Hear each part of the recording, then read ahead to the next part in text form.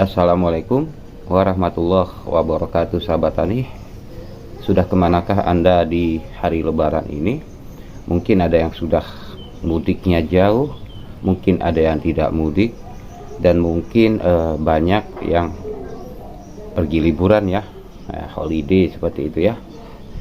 Karena memang momen Lebaran ini setiap masing-masing kita punya selera hiburan kemana saja seperti itu, sahabat tani ya.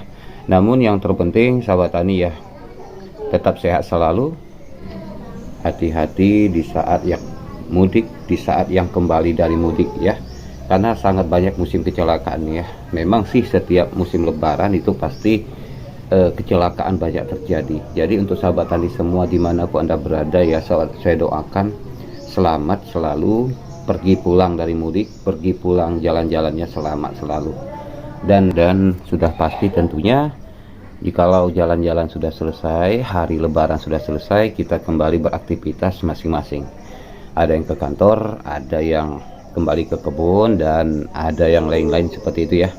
Oke, baik sahabat tani, saya akan bahas pertanyaan yang muncul beberapa hari lalu. Mohon maaf belum sempat saya bahas sepilnya karena masih di hari Lebaran, tapi hari ini akan saya bahas kembali ya. Ini memang hal yang sangat penting sahabat tani. Mungkin ada sahabat tani yang tidak terpikir, saya sendiri tidak terpikir ya, tidak terpikir untuk membahas hal itu gitu. Tapi ya beruntung ada sahabat tani kita yang bertanya, jadi selagi ingat ya saya jawab. Oke, baik sahabat tani. Pak, apakah setelah selesai pemangkasan langsung saja kita gas Pak, kita berikan pupuk? Apakah itu lebih baik Pak, ataukah setelah lakukan pemangkasan kita harus miliki jeda atau jadwal tertentu baru kita berikan pupuk? Oke, akan saya jawab sahabat melalui pengalaman ya. Oke, baik sahabat tani, sesuai dari pengalaman semenjak saya bertani kopi Arabica ya, mungkin sudah masuk belasan tahun ya sahabat tani ya. Jadi seperti ini sahabat tani, ketika kita lakukan pemangkasan, kita bagi saja pemangkasan itu, kita masukkan aja ya semua ya, baik itu pemangkasan ringan, standar ataupun berat ya sahabat tani ya. Yang namanya kita melakukan pemangkasan itu tujuannya mengurangi, membuang dan menghindari ya, seperti itu sahabat ya. Contoh mengurangi itu artinya kita mengurangi cabang-cabang yang dimana di perbatang kopinya itu banyak sekali cabang-cabang yang seperti cabang balik, cabang cacing, tunas air ya, seperti itu harus kita buang rutin dan rutin. Jadi untuk bertani kopi Arabica itu tidak ada terkecuali ya, harus memang lakukan pemangkasan agar buahnya terus produktif, stabil dan melimpah. Jadi kalau tanaman kopi kita tidak kita pangkas, terlebih bertahun-tahun kita tidak pangkas tanaman kopi kita, percayalah kopi kita tidak akan pernah berumur panjang. Percayalah kopi kita tidak akan mau berbuah banyak. Paling tidak yang paling banyak nanti ya cabang baliknya ya, tunas airnya, cabang rajanya itu semakin banyak kalau kita biarkan tidak kita ambil. Sudah pasti mengganggu produksi dong ya kan, pembuahannya akan berkurang dan berkurang. Itu makanya kita bisa bilang pemangkasan kopi ini membuang hal-hal yang tidak perlu gitu, supaya generatifnya masa pembuahannya itu di cabang tertentu ya, di cabang calon produksi akan mengeluarkan produksi atau pembuahan yang melimpah dan lebat. Nah seperti itu. Jadi ketiga pemangkasan ini ketika kita lakukan di tanaman kopi kita itu sebenarnya kalau saya lihat kita tidak boleh langsung memberikan pupuk. Contoh, ada satu batang kita lakukan pemangkasan rap-rup ya, itu terserah mau pemangkasan ringan, standar ataupun berat ya, seperti itu misalkan. Sambil setelah memangkas dalam perbatang itu sahabat tani langsung berikan pupuk kan, seperti itu ya. Ada sih, itu termasuk cara hemat ya, itu saya sering lihat juga orang-orang melakukan hal demikian. Tetapi apa yang terjadi sahabat tani? Sahabat tani pernah nggak ngelihat tanaman kopi sahabat tani daunnya keriting kecil dan mengkerut ya kan? Nah ini fakta sahabat ya, ini fakta. Saya dapat pengetahuan ini dari teman saya karena saya waktu itu juga tidak tahu. Jadi ini menjadi tahu karena informasi dari sahabat kita. Begini sahabat, ternyata setelah kita lakukan pemangkasan ya di saat itu, dan di saat itu juga kita berikan pupuk. Nah, apa itu pupuk Posca, apakah itu pupuk ZA atau pupuk urea misal seperti itu sahabat. Ternyata yang namanya tanaman kopi kalau kita lakukan pemangkasan ini udah pasti melukai ya, melukai pembuangan cabang, tunas dan hal-hal sebagainya, itu sudah termasuk kategori melukai seperti itu sahabat. Jadi di saat terluka seperti itu sahabat tani, kita membutuhkan waktu untuk mengadaptasikan tanaman kopi kita. Nah, mengadaptasikan bagaimana? Untuk kita biarkan pemulihan secara alami gitu. Makanya itu sebabnya tidak boleh sebenarnya, tidak boleh begitu siap pangkas satu pokok kopi kita lalu langsung kita berikan pupuk, itu sebenarnya tidak boleh. Itu menyebabkan tunas-tunas ya yang tumbuh, tunas baru yang tumbuh itu menjadi kecil dan keriting, mengkerut seperti itu. Nah, seperti itu kebanyakan rata-rata. Nah, lalu Pak, kenapa kita harus berikan waktu jeda Pak? Ya, kenapa nggak kita lakukan saja setelah kita pemangkasan langsung saja di hari itu kita berikan pupuk? Seperti ini sahabat tani, di saat tanaman yang terluka akibat pemangkasan atau pruning ya, itu tanaman akan membutuhkan waktu untuk beradaptasi sahabat tani ya.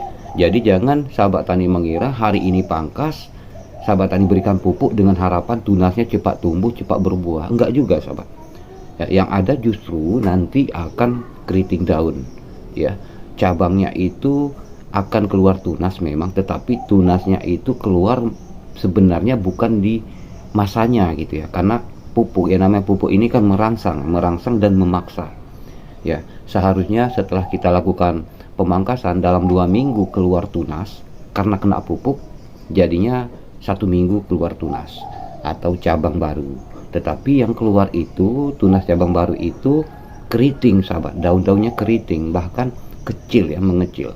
Pasti ada tempat sahabat tani yang tanaman kopinya itu bakal sahabat tani temui daunnya keriting gitu ya. Nah, jadi sebenarnya seperti ini sahabat, ada hal lain ya penyebab daun kopi itu keriting, ada hal lain.